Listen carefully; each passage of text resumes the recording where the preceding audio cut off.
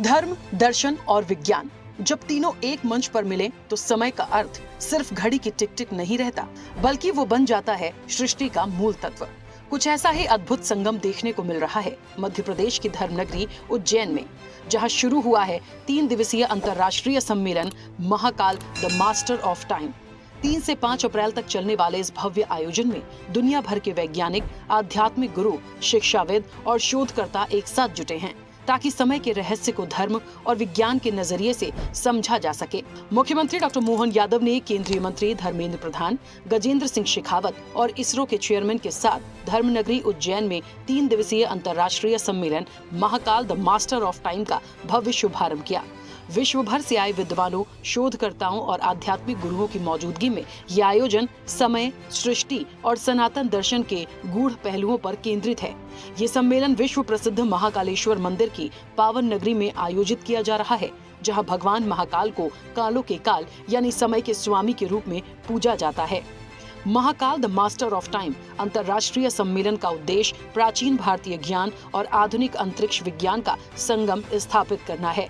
साथ ही समय की वैज्ञानिक और आध्यात्मिक अवधारणा पर विमर्श, भारतीय दर्शन और आधुनिक विज्ञान के बीच सेतु बनाना, वैश्विक स्तर पर टाइम मैनेजमेंट और कॉस्मिक टाइम की समझ विकसित करना है।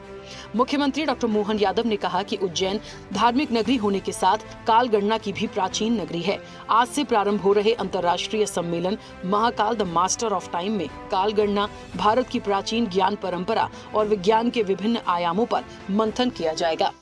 कालों के काल महाकाल, और सच में ये जो समय की धरती है हमारे लिए जन्म के साथ मृत्यु तक सबका समय नियत है, और उस नियत समय में हम अपने जीवन काल के माध्यम से इन सारी चीजों के बीच एक अज्ञात समय निर्धारण के साथ भी गुजरते हैं।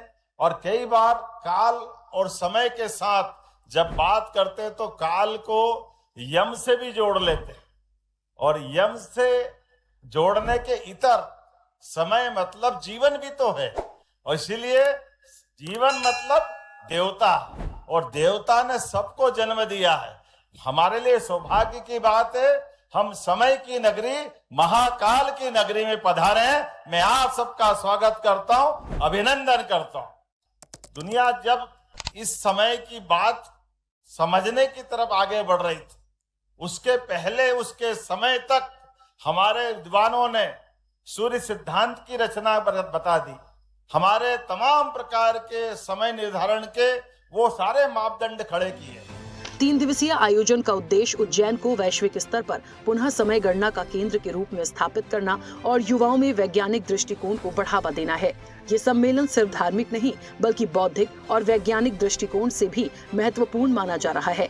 इसमें समय की अवधारणा को लेकर गहराई से चर्चा होगी, चाहे वो ब्रह्मांडीय समय हो या मानव जीवन में समय का प्रबंधन।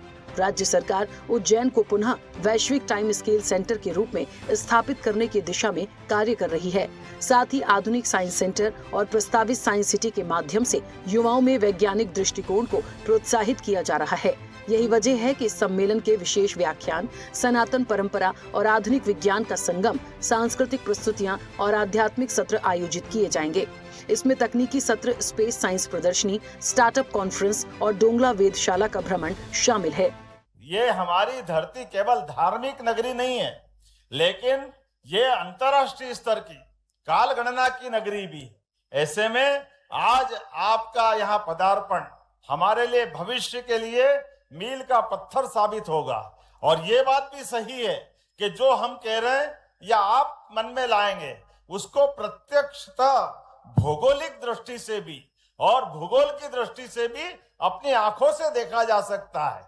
हमारे लिए अब वर्तमान की दृष्टि से ये बात सही है कि काल की बात करते तो काल को छोटा नहीं नाप सकते, लेकिन छोटा नहीं नाप सकते, लेकिन नापने के जब यंत्र आए तब वो संशोधन करते दिखाई दे रहे हैं। तो हमारे यहाँ 21 जून, 22 दिसंबर ये जो 2 अवधि आती, उन दोनों अवधि के दरमियान यहीं पर भौगोलिक रूप से हमारे अपने सूर्य की जो छाया गिरती है वो आंखों से डोंगला में देख सकते। उज्जैन सिर्फ एक धार्मिक नगरी नहीं बल्कि प्राचीन काल में ये समय और खगोल विज्ञान का केंद्र रहा है। यहाँ से ही कालगणना और ज्योतिष के कई सिद्धांत विकसित हुए। ऐसे में महाकाल की नगरी में समय पर मंथन, जहाँ अतीत की परंपरा, वर्तमान का विज्ञान और भविष्य की अनंत संभावनाएं तीनों मिलकर एक नया अध्याय लिख रहे हैं। अभ्युदय मध्य प्रदेश।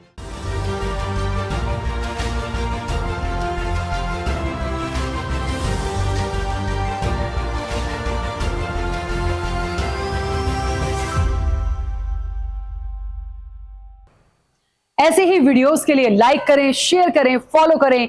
YouTube पर जाकर सब्सक्राइब कर बेल आइकन दबाना ना भूलें और ताजा अपडेट्स के लिए swedeshlive.com पर जरूर जाएं।